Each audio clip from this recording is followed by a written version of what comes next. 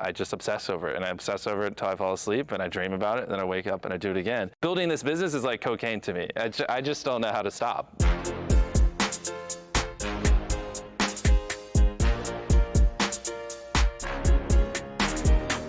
I spent 5 years of my life when I was a teenager just obsessively studying YouTube, watching YouTube 10 hours a day, obsessing over it. Like if a video got 40 million views, figuring out why, and doing that just literally tens of thousands or hundreds of thousands of times, to the point where, you know, I was basically just kind of a YouTube loser. And this was back when YouTube wasn't cool. No one in my entire school wanted to make content. I had no equipment. My brother had a really old hand-me-down laptop that I just would kind of steal at night. I didn't have a microphone, I didn't have anything, and I had no one to teach me. So it was a long, brutal process from like 11 to basically when I was 19 years old. Things started to take off a little bit, but every comment was like, get better quality, get better audio. You know, I had to just slowly just build up money to buy the equipment. I had to slowly train myself how to edit, to do the camera, be entertaining, make videos people like. I basically got 100,000 subscribers filming on a hand-me-down iPhone. I don't mind talking to a camera, I find that fun. It's actually more difficult for me to talk to people. There were actual points in my life where my family thought I was mute, which later on in life I learned it's because I couldn't find people that I related to, and no one around me was obsessed over business and content and the things I was obsessed over. I just didn't know how to speak normal teenager language when I was a teenager. I just couldn't figure it out. It was crippling boring. And my brain would just be like, this is mind numbing. I want to figure out how we become successful and build a business and stuff like that. I thought I was just like a fucking loser that would never be able to talk to anyone and never know how to speak to anyone. But really, I just learned that there's just certain people that I get along well with, and it's like just a very small section of the human population. But when I'm around those people, life is amazing.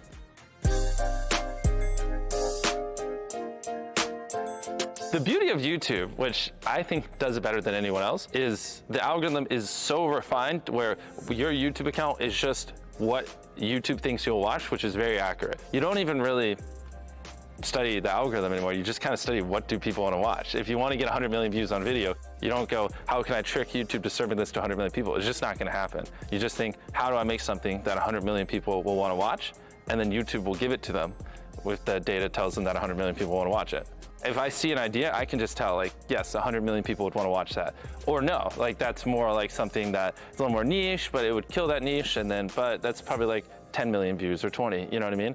We work on videos probably 3 to 4 months in advance. So from start to when they get uploaded, it's probably like 1 to 2 months coming up with the idea, 3 to 4 months working on the idea, and then a couple weeks filming, and then like 3 weeks editing. So probably 5 months from start to finish.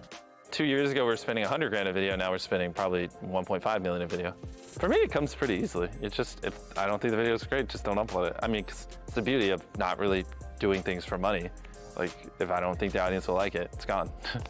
I just don't need a mansion to be happy. I don't need a supercar to be happy. I don't really need anything outside of this. You know, as long as I have a bed and a bathroom, I'm fine. Because of that, I don't have any liabilities outside of the company, so I can just reinvest it all. Because like, I don't have to have the fear of, well, if things don't work out, I can't maintain my crazy lifestyle, or my down payment each month's like 50 grand on my 5 supercars and $100,000 on this giant mansion and insurance and all this other stuff, and I have to maintain 30 maids or whatever it is, you know, the crazy stuff people end up getting into. So to me, money is just fuel to grow the business and help people, and not much else.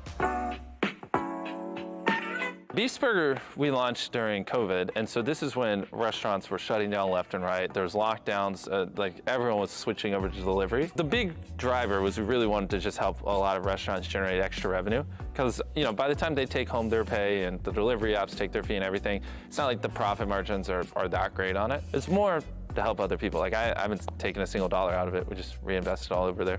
With Beast Burger, that's why I'm really trying to figure out how we can get more people eating something like Impossible Meat, or right now we're looking heavily into lab-grown meat and stuff like that. I would personally love to switch over to one of these soon, if we could just, but I don't want it to just switch over and then we don't sell any and then it does no good. It's gonna be like Feastables, where people are actually buying it, so it actually makes a change.